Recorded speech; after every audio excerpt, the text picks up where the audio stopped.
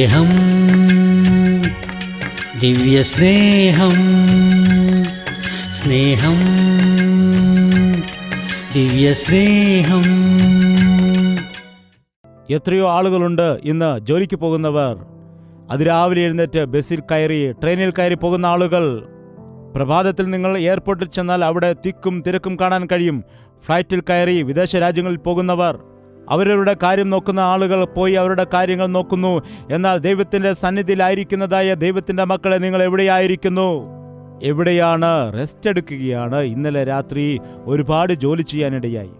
അതുകൊണ്ടാണ് ഈ ദിവസം എന്താണ് ചെയ്യുന്നത്? റെസ്റ്റ് എടുക്കുകയാണ് ചെയ്യുന്നത്. രാത്രി 2:30 വരെയും ഞങ്ങൾക്ക് ഒരുപാട് ജോലികളുണ്ട്. ഏത് പണിയാണെന്ന് ചോദിച്ചാൽ പറയുകയാണ്, സെൽഫോണിലാണ് ഞങ്ങൾക്ക് ജോലി. അതെന്താണ്? മൊബൈലിൻ്റെ കമ്പനിയിലല്ല, മൊബൈൽ ഫോണിലാണ്. നിന്റെ ഫോൺ രാത്രി 10 മണിക്ക് ഓഫ് ചെയ്യണം. കേൾക്കുന്നുണ്ടോ? കേൾക്കുന്നുണ്ടോ? അപ്പോൾ നിനക്ക് 11 മണിക്കെങ്കിലും ഉറങ്ങാൻ കഴിയും. നിന്റെ സെല്ല് 12 മണിക്ക് ഓഫ് ചെയ്യുക, അപ്പോൾ 1 മണിക്ക് നിനക്ക് ഉറക്കം വരും. നിന്റെ സെല്ല് 2 മണിക്ക് ഓഫ് ചെയ്യുക, അപ്പോൾ നിനക്ക് 3 മണിക്ക് ഉറക്കം വരും. നിന്റെ സെല്ലിനെ പോലെ തന്നെ നിന്റെ മനസ്സും ഇങ്ങനെ കുത്തിക്കൊണ്ടിരിക്കുകയാണ്. എന്താണ് ഈ കാലത്ത് മനുഷ്യൻ്റെ മനസ്സിനെയും സമയത്തെയും തിന്നുകളയുന്നത്? ഈ സോഷ്യൽ മീഡിയയാണ്. എന്തെങ്കിലുമൊക്കെ ഇങ്ങനെ കണ്ടുകൊണ്ടേയിരിക്കും. അതിലൊരു ആശ്വാസമാണ്, അതിലൊരു സംതൃപ്തിയാണ്, അതിലൊരു ചെറിയ സന്തോഷമാണ്, അതിലൊരു ഉത്സാഹമാണ്. എന്നാൽ എൻ്റെ ജീവിതത്തെക്കുറിച്ച് ചിന്തിക്കുമ്പോൾ എൻ്റെ ദൈവത്തിൻ്റെ സന്നിധിയിലേക്ക് ഞാൻ എപ്പോൾ പോകണം? എൻ്റെ ദൈവത്തിൻ്റെ പെട്ടകം അവിടെയാണ്. ഞാൻ അവിടെയാണ് ആയിരിക്കേണ്ടത്. എൻ്റെ ദൈവത്തിൻ്റെ സാന്നിധ്യം എവിടെയാണ് ഉള്ളത്? ഞാൻ അവിടെയായിരിക്കണം. എൻ്റെ ദൈവത്തിൻ്റെ സാന്നിധ്യം ആലയത്തിലുണ്ടെങ്കിൽ ഞാൻ ആലയത്തിലായിരിക്കണം. എൻ്റെ ദൈവത്തിൻ്റെ സാന്നിധ്യം അനുഭവിക്കണം. അവിടെ ആരാധന ആരംഭിച്ചിരിക്കുകയാണ്. അതുകൊണ്ട് ഞാൻ വീട്ടിലിരുന്ന് പണി ചെയ്യുന്ന സമയമല്ല. നീ യാത്രയിൽ നിന്ന് വന്നവനാണല്ലോ, പോയി വിശ്രമിച്ചു കൊള്ളുക എന്ന് പറഞ്ഞപ്പോൾ, യജമാനനെ, ദൈവത്തിൻ്റെ പെട്ടകം ഇസ്രായേലും യഹൂദയും കൂടാരങ്ങളിൽ വസിക്കുന്നു. രാജാവേ, രാജാവേ, പെട്ടകവും ഇസ്രായേൽ മക്കളും എല്ലാം കൂടാരത്തിൽ തന്നെ ആയിരിക്കുകയാണ്. നോക്കുക, അവരെ അവിടെ ആക്കിയിട്ടാണ് ഞാൻ ഇപ്പോൾ തിരികെ വരുവാനിടയായിരിക്കുന്നത്. അവിടെ വലിയ യുദ്ധം നടന്നുകൊണ്ടിരിക്കുന്ന സന്ദർഭമാണ്. വലിയ പോരാട്ടം നടക്കുകയാണ്. ദൈവത്തിന്റെ വേലയെന്ന് പറയുമ്പോൾ നിങ്ങൾ എന്താണ് ചിന്തിക്കുന്നത്? ക്രിസ്തീയ വേലയെന്ന് പറഞ്ഞാൽ അതൊരു പോരാട്ടമാണ്. ക്രിസ്തീയ സേവയെന്ന് പറഞ്ഞാൽ പോരാട്ടമാണ്. ചിലർ വിചാരിക്കുന്നു അത് ലാഭമാണെന്ന്, ചിലർ വിചാരിക്കുന്നു അത് പണം സമ്പാദിക്കാനുള്ള മാർഗമാണെന്ന്, ആഡംബരങ്ങളും ഉല്ലാസവുമാണെന്നാണ് ചിലർ വിചാരിക്കുന്നത്. ദുഷ്ടാത്മസേനയോടുള്ളതായ വലിയ പോരാട്ടമാണത്. പിശാചിന്റെ കരത്തിൽ നിന്ന് ജനത്തെ പിടിച്ചെടുക്കുന്ന പ്രവൃത്തിയാണത്. പാപത്തിന്റെ കുഴിയിൽ വീണ് കിടക്കുന്നതായ ആളുകളെ എഴുന്നേൽപ്പിക്കുന്നതാണ്. പോരാട്ടം നടക്കുന്ന സമയം, യുദ്ധം നടക്കുന്ന സമയമാണിത്. പിശാച് ഗർജിക്കുന്ന സിംഹം പോലെ ആരെ വിഴുങ്ങേണ്ടുന്നു എന്ന് പറഞ്ഞ് നടക്കുകയാണ്. നീ ഇപ്പോഴും ഉറക്കമുണർന്നിട്ടില്ലേ? കിടക്ക വിട്ട് എഴുന്നേറ്റിട്ടില്ലേ? നീ സുഖലോലുപതയിൽ കിടക്കുകയാണോ? ഇതാകുന്നു രക്ഷാ ദിവസം. ജനത്തെ രക്ഷയിലേക്ക് നടത്താനുള്ള മനസ്സിപ്പോഴുള്ളവർക്കില്ല. രാജാവ് സൈനികനോട് പറയേണ്ടതായ ഒരു പാഠം സൈനികൻ രാജാവിനോട് തിരികെ പറയുകയാണ്. അയ്യോ രാജാവേ, അങ്ങെന്താണ് ഇങ്ങനെ സംസാരിക്കുന്നത്? സൈനികർ എല്ലാം യുദ്ധം ചെയ്തുകൊണ്ടിരിക്കുകയാണ്. ദൈവത്തിന്റെ പെട്ടകം കൂടാരത്തിലിരിക്കുന്നു. യഹൂദന്മാരെല്ലാവരും അവിടെയുണ്ട്. എൻ്റെ സൈന്യത്തിന്റെ ക്യാപ്റ്റൻ ശക്തമായി യുദ്ധം ചെയ്തുകൊണ്ടിരിക്കുന്നു. ഇപ്പോൾ ഞാൻ ചെന്നിട്ട് അടുത്ത വചനം എന്താണെന്ന് ഒന്നുകൂടെ വായിക്കുക. അങ്ങനെയിരിക്കെ ഞാൻ ഭക്ഷിപ്പാനും കുടിപ്പാനും എൻ്റെ ഭാര്യയോട് കൂടെ ശയിപ്പാനും എൻ്റെ വീട്ടിൽ കടക്കുമോ? എന്താണ് പറയുന്നത്? ഞാൻ ഇപ്പോഴാണോ തിന്നും കുടിച്ചും ഭാര്യയോടൊപ്പം സന്തോഷിക്കേണ്ടതായ സമയം ഇപ്പോഴാകുന്നുവോ? ഈ ബോധം യഥാർത്ഥത്തിൽ ദാവീദ് രാജാവിന് ഉണ്ടാകേണ്ടതായിരുന്നു. തൻ്റെ ഭാര്യയോടൊപ്പമല്ല, അന്യന്റെ ഭാര്യയോടൊപ്പം പാപം ചെയ്യാനിടയായി. എന്നാൽ ഊരിയാവിൻ്റെ ആ ഉന്നതമായ സ്വഭാവം നോക്കുക. ഇവൻ ആരാണെന്നോ നമുക്കറിയില്ല. ഇവൻ ഹിത്യനാണെന്നല്ലാതെ ഇവൻ്റെ ബാക്ക്ഗ്രൗണ്ടിനെ കുറിച്ച് ഒന്നും തന്നെയില്ല. അവൻ്റെ സ്വഭാവം എന്താണെന്നോ അവൻ്റെ രീതി എന്താണെന്നോ അവനെക്കുറിച്ച് കൂടുതൽ ചരിത്രമൊന്നും അവിടെ കാണുവാനായിട്ട് കഴിയില്ല. സൈന്യത്തിലെ റാങ്ക് എന്താണെന്ന് പോലും എഴുതിയിട്ടില്ല. അവനൊരു സാധാരണ സൈനികൻ മാത്രമാണ്. നോക്കണം, എന്നാൽ എത്ര വലിയ മനസ്സാണ് അവൻ്റേത്, എത്ര ശ്രേഷ്ഠമായ സ്വഭാവം. നിന്റെ ജീവിതം നോക്കുമ്പോൾ നീ വലിയ പേരോ പ്രശസ്തിയോ ഒന്നും പ്രാപിച്ചെടുക്കുവാൻ കഴിയാത്ത വ്യക്തിയായിരിക്കാം, അല്ലെങ്കിൽ ഒരു ദൈവദാസൻ അല്ലാതിരിക്കാം, ഒരു സാധാരണ വിശ്വാസിയായിട്ട് മൂലയ്ക്ക് വന്നിരുന്ന് എഴുന്നേറ്റ് പോകുന്ന വ്യക്തിയായിരിക്കാം. എന്നാൽ നിന്റെ ജീവിതത്തിൽ ഇതുപോലെയുള്ളതായ സത്യസന്ധത ഉണ്ട് എന്നുണ്ടെങ്കിൽ, ഇതുപോലെയുള്ള വിശ്വസ്തത നിനക്കുണ്ടെങ്കിൽ, കർത്താവ് അഗ്നി ജ്വാലയിൽ പ്രത്യക്ഷനാകുമ്പോൾ ഞങ്ങളെപ്പോലെയുള്ള ദൈവദാസന്മാർക്ക് കിട്ടാത്ത കിരീടം നിനക്ക് ലഭിക്കാനിടയാകും. എല്ലാവരുടെയും മുൻപിൽ ആർഭാടത്തോടെ ജീവിക്കുന്ന, സുഖസൗകര്യത്തോടെ ജീവിക്കുന്നതായ ആളുകളെക്കാൾ കൂടുതലായിട്ട് ദൈവം നിനക്ക് പ്രതിഫലം നൽകും. നിന്റെ ലക്ഷ്യത്തിൽ നീ ശ്രദ്ധ വയ്ക്കുക. അതിനുവേണ്ടി ദൈവത്തിൻ്റെ നാമത്തിന് വേണ്ടി ചെയ്യുക. അതിനുവേണ്ടി ദൈവരാജ്യത്തിന് വേണ്ടി പ്രയത്നിക്കുക. ഞാൻ എത്ര വലിയ വേല ചെയ്യുന്നു എന്നുള്ളതല്ല പ്രധാനം. ഞാൻ ദൈവത്തെ എത്രത്തോളം സ്നേഹിക്കുന്നുണ്ട് എന്നതാണ് ഏറ്റവും പ്രധാനം. എത്രത്തോളം ആർഭാടങ്ങൾ ചെയ്യുന്നു എന്നതല്ല പ്രധാനം. ഞാൻ എത്രത്തോളം താഴ്മയായിട്ട് ദൈവത്തിൻ്റെ സന്നിധിയിലായിരിക്കുന്നു എന്നതാണ് പ്രധാനം. ഇവനെന്താണ് പറഞ്ഞത്? രാജാവേ, ഞാൻ പോവുകയില്ല, ഞാൻ വീട്ടിൽ പോയി കിടക്കില്ല എന്ന് പറഞ്ഞു. അപ്പോൾ എന്തു ചെയ്തു? ഇവനെ മദ്യം കുടിപ്പിച്ചു. മദ്യപിക്കുകയാണെങ്കിൽ മദ്യപാനിയെ നോക്കുക. കഴിഞ്ഞ ദിവസം ഗുണ്ടൂർ ചെന്നപ്പോൾ മീറ്റിംഗിൽ എത്ര ആളുകളുടെ വീട്ടിൽ മദ്യപാനികളുണ്ട്, നിങ്ങൾ കൈ ഉയർത്തുക എന്ന് പറഞ്ഞപ്പോൾ മിക്ക ആളുകളും കരങ്ങൾ ഉയർത്തി. എല്ലാ വീട്ടിലും ഓരോ മദ്യപാനി ഉണ്ടെന്നാണ് അതിൻ്റെ അർത്ഥം. ഓർക്കുക, ഒരു മദ്യപാനി നിങ്ങളുടെ കുടുംബത്തിലുണ്ടെങ്കിൽ ആ വീട് മുഴുവനുമുള്ളവർക്ക് സുഖമാണോ? എത്ര ദുഃഖമാണ്. പലരും കരയാറുണ്ട്. പല പ്രായമുള്ള അമ്മച്ചിമാരും വന്നിട്ട്, ദേവദാസാ, എൻ്റെ ഭർത്താവ് മദ്യപിക്കും, എനിക്ക് 4 ആൺമക്കളുണ്ട്, 4 പേരും മദ്യപിക്കുന്നുണ്ട് എന്ന് ഹൃദയം തകർന്ന മാതാവ് നിലവിളിക്കുന്നത് കാണുമ്പോൾ സഹിക്കാൻ കഴിയത്തില്ല. ഒരു വ്യക്തി മദ്യപാനിയാണെങ്കിൽ അദ്ദേഹത്തിന് സുബോധം ഒരിക്കലും കാണുകയില്ല. അപ്പനാണോ, അമ്മയാണോ, ഭാര്യയാണോ, മകളാണോ എന്നുള്ളതായ ജ്ഞാനം പോലും കാണില്ല. മദ്യപിച്ച് അമ്മയെ കൊന്നുകളഞ്ഞവരുണ്ട്. അതുപോലെ മദ്യപിച്ച് ഭാര്യയെ ഒരുപാട് ഉപദ്രവിക്കുന്ന വ്യക്തികളുണ്ട്. മദ്യപിച്ച് ബോധം നഷ്ടപ്പെടുമ്പോൾ ഒരു മനുഷ്യനെ എത്രമായ നീചമായ അവസ്ഥയിലേക്ക് അത് കൂട്ടിക്കൊണ്ടുപോകുന്നു എന്നറിയാമോ? ഉരിയാവ് കുടിക്കാതിരുന്നപ്പോൾ അവനെ നിർബന്ധിച്ച് കുടിപ്പിച്ച് അങ്ങനെയെങ്കിലും വീട്ടിലേക്ക് പറഞ്ഞുവിടാമെന്ന് വിചാരിച്ചു. എന്നാൽ അവൻ മദ്യപിച്ചിരുന്നു എങ്കിലും, അവൻ ലഹരി പിടിച്ചു എങ്കിലും അവൻ്റെ മനസ്സ് മാത്രം മാറിയില്ല. അവിടെ തന്നെ അവൻ കിടക്കാനിടയായി. അപ്പോൾ രാജാവിനൊരു കാര്യം മനസ്സിലാക്കി, ഇവൻ എൻ്റെ വാക്കു കേൾക്കുന്നില്ല. നെക്സ്റ്റ് പ്ലാൻ എന്താണ്? ഈ ലോകത്തിലെ മനുഷ്യർ എന്തെല്ലാം പ്ലാനുകൾ ചെയ്യുമെന്നറിയാമോ? അവരുടെ ഇഷ്ടം നേടിയെടുക്കുന്നതിന് വേണ്ടി, അവരുടെ പാപം മറച്ചുവെക്കുവാനായി, അവരുടെ നന്മ നേടിയെടുക്കാനായി എത്ര പേരെ വേണമെങ്കിലും നശിപ്പിക്കാം എന്നതാണ് ഈ കാലത്തുള്ളതായ ഒരു തിയറി. നിന്റെ സ്വാർത്ഥതയ്ക്ക് വേണ്ടി, നിന്റെ നന്മയ്ക്ക് വേണ്ടി എത്ര ആളുകളെയാണ് നീ കുറ്റം വിധിക്കുന്നത്, എത്ര ആളുകളെയാണ് വഞ്ചിക്കുന്നത്, എത്ര പേരെയാണ് തള്ളിക്കളയുന്നത്. നോക്കുമ്പോൾ ഒരു വ്യക്തി ദൈവത്തിൻ്റെ കയ്യിൽ നിന്ന് മാറുന്ന സമയത്ത് അവൻ്റെ ജീവിതത്തിൽ നടക്കുന്നതെല്ലാം നാശകരമായിരിക്കും. നയമാൻ സ്വർണവും വെള്ളിയും വസ്ത്രങ്ങളെല്ലാം കൊണ്ടുവന്നപ്പോൾ പറഞ്ഞു, എനിക്കിത് വേണ്ട എന്ന്. നാളെ നിന്നോട് ആളുകൾ കുഷ്ഠരോഗം എങ്ങനെയാണ് മാറിയതെന്ന് ചോദിക്കുമ്പോൾ സ്വർണവും വെള്ളിയും കൊടുത്തുകൊണ്ടാണെന്ന് പറയുമ്പോൾ ദൈവത്തിൻ്റെ നാമത്തിന് മഹത്വം വരില്ല. എനിക്കാവശ്യമില്ല, നീ പോക എന്ന് പറഞ്ഞപ്പോൾ പിന്നാലെ ഒരുവൻ വന്നു. അതാരാണ്? ബൈബിൾ ബെസ്റ്റ് ക്യാരക്ടേഴ്സുമുണ്ട്, വേസ്റ്റ് ക്യാരക്ടേഴ്സുമുണ്ട്. അതിൽ നീ ഏതാകുന്നു എന്നത് നിന്റെ തിരഞ്ഞെടുപ്പാണ്. ആരാണവൻ? ഗേഹസി. നയമാൻ കടന്നു പോകുമ്പോൾ അവൻ്റെ രഥത്തിൻ്റെ പിന്നാലെ ഓടുകയാണ്. എന്തിനു വേണ്ടിയാണ് ഓടുന്നത്? എന്തിനു വേണ്ടിയാണ് ഓടുന്നത്? ജോലിക്ക് വേണ്ടി ഓടാറുണ്ട്, വ്യാപാരത്തിന് വേണ്ടി ഓടാറുണ്ട്, പണം ലഭിക്കുമെന്ന് പറഞ്ഞ് ഓടാറുണ്ട്, ലോകത്തിന് വേണ്ടി ഓടാറുണ്ട്. എന്നാൽ ദൈവത്തിൻ്റെ നാമത്തിലാകുമ്പോൾ ആർക്കും ഓടുവാൻ വയ്യ. ലോകത്തിന് വേണ്ടി ഓടുന്ന വിഷയം വരുമ്പോൾ ചീറ്റപ്പുലിയെ പോലെ പടക് പടക് പടക് പടക് വന്ന് കുതിച്ചു പോകാനിടയാകും. ഗേഹസി ഇവിടെ ഓടുകയാണ്. അവിടെ ചെന്ന് കള്ളം പറഞ്ഞു വാങ്ങിക്കൊണ്ട് വീട്ടിനുള്ളിൽ കൊണ്ടുവന്ന് ഒളിപ്പിച്ചു വെച്ചു. ഒന്നും അറിയാതെ ദൈവദാസൻ മുൻപിൽ നിൽക്കുന്നു. ഗേഹസിയേ, നീ എവിടെ പോയിരുന്നു? നിന്റെ ദാസനായിരിക്കുന്നതായ ഞാൻ എവിടേക്കും പോയില്ലായിരുന്നു. എത്ര നല്ല ഭക്തനാണ് നോക്കുക. ഇതാണ് ഈ ഭക്തിയുടെ പ്രകടനം മാത്രമാണ് നമുക്കറിയാവുന്നത്. യേശുവേ, അങ്ങില്ലെങ്കിൽ എൻ്റെ ജീവിതത്തിൽ എനിക്ക് ആരുമില്ലപ്പാ. ഇന്ന് ഫ്രണ്ട് വരുന്നുണ്ട്, ചെല്ലാൻ പറഞ്ഞപ്പോഴാണ്. വൈകിട്ട് പോകാം. പ്രാർത്ഥനയിൽ തന്നെയാണിത്. ഒരു വശത്ത് പ്രാർത്ഥിക്കുകയാണ്, ആ സമയത്ത് പിശാച് വന്നിട്ട് എടാ നീ ഇങ്ങോട്ട് വരണം കേട്ടോ. ഞാൻ വരിക. പിശാചിനോട് അവിടെ നിൽക്കുക കേട്ടോ, ഞാൻ വരിക. കർത്താവിനോട്, കർത്താവേ നീയാണ് എൻ്റെ കർത്താവ്, ഇപ്പോൾ നീ മാത്രമാണ് എൻ്റെ ആശ്രയം.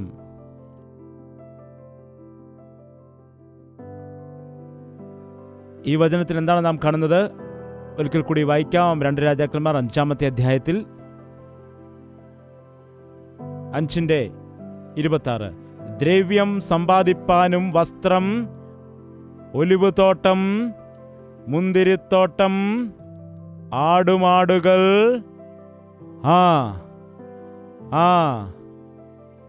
എന്നിവ മേടിപ്പാനും ഇതാകുന്നുവോ സമയം. കിടന്നുറങ്ങുവാൻ ഇതാകുന്നോ സമയം? ലോകത്തിൽ വലിയവനാകാൻ ഇതാണോ സമയം? പണം ഓടി നടന്ന് സമ്പാദിക്കാൻ ഇതാണോ സമയം? ഇത് രക്ഷിക്കപ്പെടേണ്ടതായ സമയമാണ്. രക്ഷയിലേക്ക് മറ്റുള്ളവരെ നടത്തണമെന്ന ആശ ഇല്ല. രാജാവ് സൈനികനോട് പറഞ്ഞു കൊടുക്കേണ്ടതായ പാഠം സൈനികൻ രാജാവിന് പറഞ്ഞു കൊടുക്കുകയാണ്. അയ്യോ രാജാവേ, എന്താണ് അങ്ങ് ഇങ്ങനെ സംസാരിക്കുന്നത്? പെട്ടകം കൂടാരത്തിൽ വച്ചിരിക്കുകയാണ്. എൻ്റെ കൂടെയുള്ളതായ സൈനികരെല്ലാം അവിടെ ആയിരിക്കുന്നു. എൻ്റെ കൂടെയുള്ളതായ ക്യാപ്റ്റൻ വളരെ യുദ്ധത്തിൽ പോരാടിക്കൊണ്ടിരിക്കുന്നു. അങ്ങനെയിരിക്കെ ഞാൻ ഭക്ഷിപ്പാനും, അടുത്ത വാക്യം വായിക്കുക, ഭക്ഷിപ്പാനും കുടിപ്പാനും എൻ്റെ ഭാര്യയോടുകൂടെ ശയിപ്പാനും എൻ്റെ വീട്ടിൽ കടക്കുമോ? എന്താണ് പറയുന്നത്? ഞാൻ ഇപ്പോഴാണോ തിന്നുകുടിച്ച് ഭാര്യയോടൊപ്പം സന്തോഷിക്കേണ്ടത്? ഇപ്പോഴാണോ ആ സമയം? ഈ ഒരു ജ്ഞാനമെങ്കിലും ദാവീദിന് ഉണ്ടാകേണ്ടിയിരുന്നു. എന്നാൽ അവനെന്താണ് ചെയ്തത്? അന്യന്റെ ഭാര്യയോടൊപ്പം പാപം ചെയ്യാനിടയായി. എന്നാൽ ഊരിയാവിൻ്റെ ശ്രേഷ്ഠമായ മനസ്സൊന്ന് നോക്കുക. ഇവൻ ആരാണെന്ന് നമുക്കറിയില്ല. ഇവൻ്റെ ബാക്ക്ഗ്രൗണ്ടൊന്നും അത്ര നന്നായിട്ട് അറിയാൻ കഴിയില്ല. ഹിത്തിനെന്ന് മാത്രം അറിയാം. അവൻ്റെ വിഷയങ്ങളെക്കുറിച്ച്, കാര്യങ്ങളെക്കുറിച്ച് ഒന്നും അവിടെ വിവരിക്കുന്നില്ല. അവൻ്റെ മഹത്വമോ അവനെത്ര സ്റ്റാർ കിട്ടിയെന്നോ ഒന്നും പറയുന്നില്ല. മിലിറ്ററിയിലെ അവൻ്റെ റാങ്ക് എന്താണെന്നോ എന്നും എഴുതുന്നില്ല. ഒരു സാധാരണ സൈനികനാണ്. എന്നാൽ എത്ര ഉന്നതമായൊരു മനസ്സുണ്ടായിരുന്നു! എത്ര ശ്രേഷ്ഠനായ വ്യക്തിയാണ്! നിന്റെ സ്വാർത്ഥമായ വിചാരങ്ങൾക്ക് വേണ്ടി, നിന്റെ കാര്യങ്ങൾ നേടിയെടുക്കുന്നതിന് വേണ്ടി എത്ര പേരെ അപമാനിക്കുന്നുണ്ട്, എത്ര പേരെ നിന്ദിക്കുന്നുണ്ട്, എത്ര പേരെ നീ തള്ളിപ്പറഞ്ഞിട്ടുണ്ട്. അതുപോലെ എത്ര ദോഷകരമായ പ്രവർത്തികൾ ചെയ്യുന്നുണ്ട്. ഒരു വ്യക്തി ദൈവത്തിൽ നിന്ന് അകന്നു പോകുമ്പോൾ എത്ര നീചനായ വ്യക്തിയായിട്ട് മാറുമെന്ന് അറിയാമോ? യുദ്ധത്തിന് അവനെ മുൻപിൽ നിർത്തിയിട്ട് കൊല്ലിക്കുവാൻ കത്തെഴുതിയിട്ട് അയച്ചു. യോവാബിന് കത്തെഴുതി. ഇവൻ പറഞ്ഞാൽ കേൾക്കുന്ന മട്ടില്ല.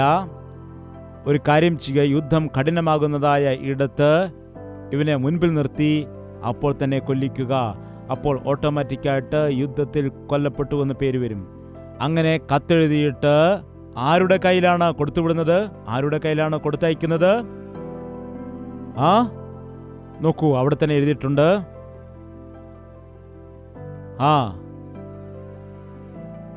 ആരുടെ കയ്യിലാണ് കൊടുത്തുവിട്ടത് പറയുക? രാവിലെ ദാവീദ് യോവാബിനൊരു എഴുത്തെഴുതി ഊരിയാവിൻ്റെ കയ്യിൽ കൊടുത്തയച്ചു. എഴുത്തിൽ പട കഠിനമായിരിക്കുന്നിടത്ത് ഊരിയാവെ മുന്നണിയിൽ നിർത്തി അവൻ വെട്ടുകൊണ്ട് മരിക്കത്തക്കവണ്ണം അവനെ വിട്ട് പിന്മാറുവിനെന്ന് എഴുതി ആരുടെ കയ്യിലാണ് കൊടുക്കുന്നത്? ആരുടെ കയ്യിലാണ് കൊടുത്തയക്കുന്നത്? തൻ്റെ മരണകൽപ്പനയെ താൻ തന്നെ കൊണ്ടുപോവുകയാണ്. ഒരുപക്ഷെ നിങ്ങളെപ്പോലെയുള്ള ഒരു വ്യക്തിക്ക് അങ്ങനെയുള്ള അവസ്ഥ ഉണ്ടാവുകയാണ് എങ്കിൽ എന്തു ചെയ്യും? രാവിലെ സുബോധം വീണ്ടും കിട്ടുന്ന സമയത്ത് എന്തുകൊണ്ട് മദ്യപിച്ചു? ഞാൻ അങ്ങനെ മദ്യപിക്കലായിരുന്നല്ലോ. എന്താണ് സംഭവിച്ചത്?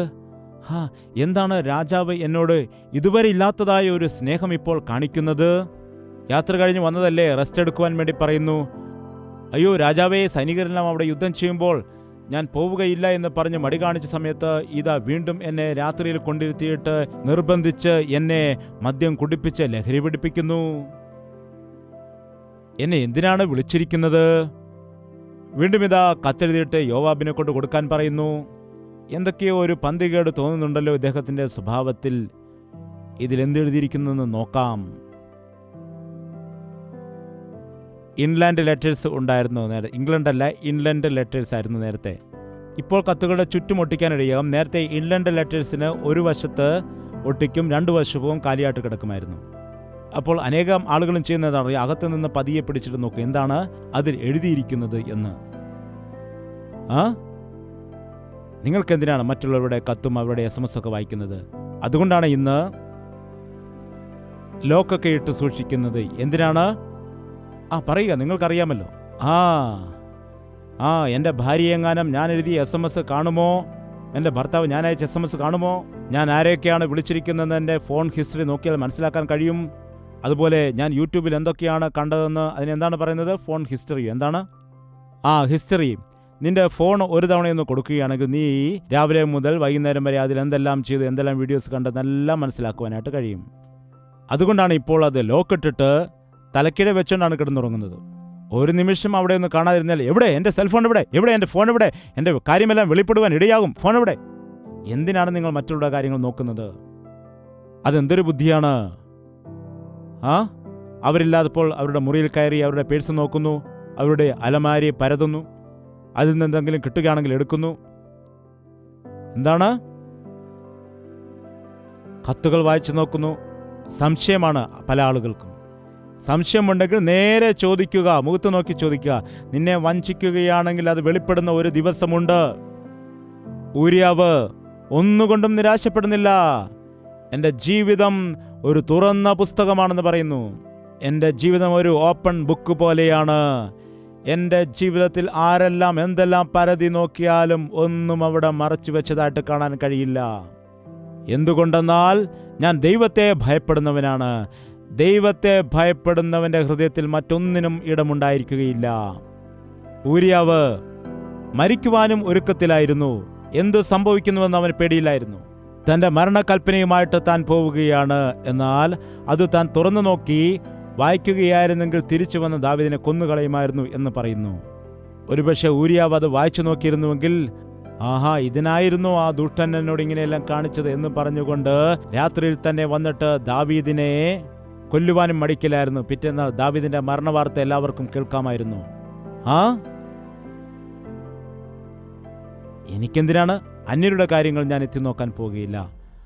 അന്യരുടെ വിഷയങ്ങളിൽ ഞാൻ ഇടപെടുകയില്ല. എൻ്റെ ദൈവം അത് നോക്കിക്കൊള്ളും. എന്നെ തന്നെ വിമർശിക്കുന്നതാണ് ഞാൻ ചെയ്യുന്നത്. നിങ്ങൾ മറ്റുള്ളവരെ വിധിക്കാതിരുന്നാൽ നിങ്ങളും വിധിക്കപ്പെടുകയില്ല. ഇന്നുള്ള അനേകം ആളുകളും മറ്റുള്ളവരുടെ കണ്ണിലെ കരട് കാണുന്നു, എന്നാൽ സ്വന്തം കണ്ണിൽ കിടക്കുന്ന കോൽ കാണുന്നില്ല. ഇന്ന് അനേകരും അതാണ്. എന്തു ചെയ്യുന്നു? മറ്റുള്ളവരുടെ തെറ്റ് കണ്ടുപിടിക്കാൻ നടക്കുകയാണ്. തൻ്റെ തെറ്റുകൾ മനസ്സിലാക്കി ക്രമീകരിക്കുന്നവൻ ആരുണ്ട്? യേശുക്രിസ്തുവിന്റെ മക്കൾ സ്വന്തം തെറ്റുകൾ മനസ്സിലാക്കി ക്രമീകരിക്കുന്നവനാകണം. തങ്ങളുടെ ജീവിതത്തെ ക്രമീകരിക്കുന്ന വ്യക്തിയാകണം. ഊരിയാവ് കടന്നുപോയി. യുദ്ധത്തിൽ അവനെ മുൻപേ നിർത്തി, കൊല്ലപ്പെട്ടു. ഒരുപക്ഷെ ഇന്നായിരുന്നുവെങ്കിൽ എന്തു ലാഭമാണ്? വിശ്വസ്തയോടെ ജീവിച്ചതുകൊണ്ട് എന്തു ലാഭമുണ്ടായി?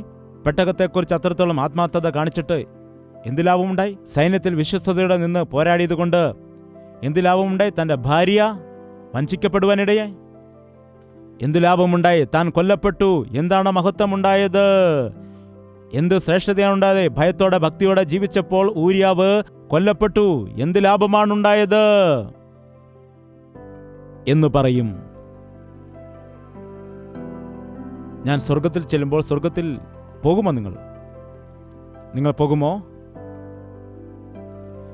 ഞാൻ അവിടെ ചെല്ലുമ്പോൾ ആദ്യം ചെയ്യുന്ന പണി എന്താണെന്ന് അറിയാമോ? ദാവീദ് എവിടെയാണെന്ന് ചോദിക്കത്തില്ല. ആദ്യം ഞാൻ ചോദിക്കും, ഊരിയാവ് എവിടെയായിരിക്കുന്നു എന്ന് കാണണമെന്ന്. കർത്താവേ, ഊരിയാവ് എവിടെയാണെന്നൊന്ന് കാണിക്കാമോ? ഒന്ന് അവനോട് പോയിട്ട് എനിക്ക് താങ്ക്സ് പറയണം. നിന്റെ ജീവിതം എത്ര ശ്രേഷ്ഠമായ ജീവിതമാണ്, താങ്ക്സ് പറയണം. എന്തൊരു ജീവിതമായിരുന്നു നിന്റേത്. മരിച്ചപ്പോഴും നീ ഒരു വീരനായിട്ടാണ് മരിച്ചത്. നീ ഒരു കളങ്കമില്ലാത്തവനായിട്ട് മരിച്ചു. സത്യത്തിനു വേണ്ടി നിഷ്കളങ്കതയോടെ നീ നിൽക്കുവാനിടയായി. മരണം വരെ നീ വിശ്വസ്തനായിരുന്നു. നീ ദൈവത്തിൻ്റെ രാജ്യത്തിൽ വലിയ വ്യക്തിയായി തീർന്നിരിക്കുമെന്ന് ഞാൻ പ്രതീക്ഷിക്കുന്നു എന്ന് പറയും. ജീവിച്ചാൽ ദൈവത്തിനു വേണ്ടി അങ്ങനെ തന്നെ ജീവിക്കണം. മരിച്ചാൽ ദൈവത്തിനു വേണ്ടി അങ്ങനെ തന്നെ മരിക്കണം. അതല്ലാതെ മങ്ങിയും മയങ്ങിയുമുള്ളതായ ഭക്തി നമുക്ക് ആവശ്യമില്ല. ഊരിയാവിനെ പോലെ എൻ്റെ പിതാവിൻ്റെ ഇഷ്ടം ചെയ്യുന്നതാണ് എനിക്ക് ആഹാരം. എൻ്റെ പിതാവിൻ്റെ പണി പൂർത്തീകരിക്കാനാണ് ഞാൻ ഈ ലോകത്തിലേക്ക് വന്നത്. അതായത് എനിക്ക് യുദ്ധം ചെയ്യാനുണ്ട്. പിശാചിനോട് പോരാട്ടം ചെയ്യണം. ദൈവരാജ്യത്തിന് വേണ്ടി എനിക്ക് നിലനിൽക്കണം. ദൈവത്തിൻ്റെ രാജ്യത്തിന് വേണ്ടി ഞാൻ അധ്വാനിക്കണം. ഈ ലോകത്തിൻ്റെ സുഖഭോഗങ്ങൾ അനുഭവിക്കാനുള്ളതായ സമയമല്ല എന്ന് പറഞ്ഞ് തീരുമാനിക്കുവാൻ ഇടയായി. കർത്താവ് പുകഴ്ത്തുന്ന വ്യക്തി ഭാഗ്യവാനാണ്. എഴുന്നേറ്റ് നിൽക്കാൻ നമുക്ക് പ്രാർത്ഥിക്കാം. സഭയിലെ എല്ലാവരും പ്രാർത്ഥിക്കുമ്പോൾ നീ എന്താണ് ചെയ്യുന്നത്? കൂടെയുള്ളവർ യുദ്ധം ചെയ്യുന്ന സമയത്ത് ഞാൻ വിശ്രമിക്കേണ്ടുന്ന സമയമാണോ ഇത്?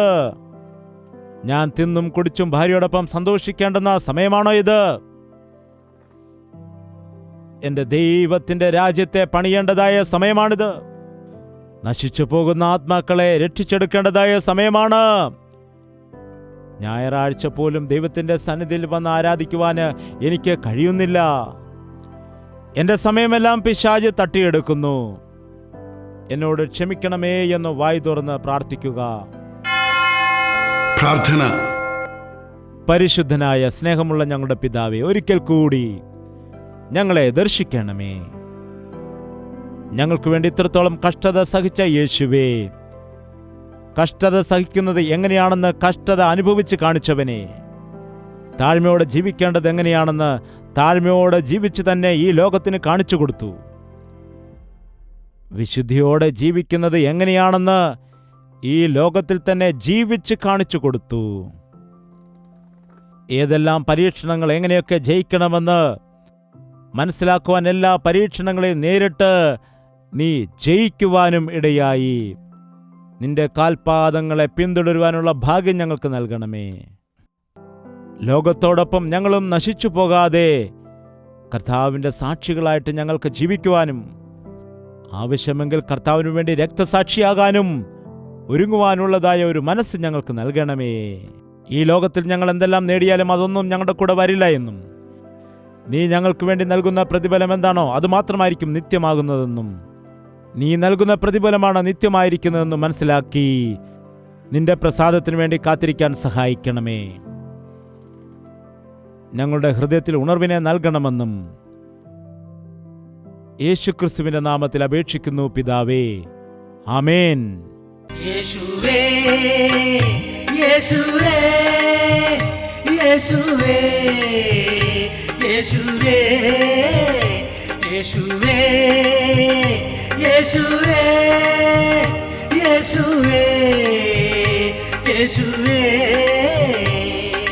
നിന്നെ നിന്നെ എന്നും ഞാൻ സേവിക്കും. നീ മാത്രം രാജാവെന്നും. നിന്നെ നിന്നെ എന്നും ഞാൻ സേവിക്കും. നീ മാത്രം രാജാവെന്നും. യേശുവേ യേശുവേ യേശുവേ യേശുവേ യേശുവേ യേശുവേ യേശുവേ യേശുവേ യേശുവേ യേശുവേ യേശുവേ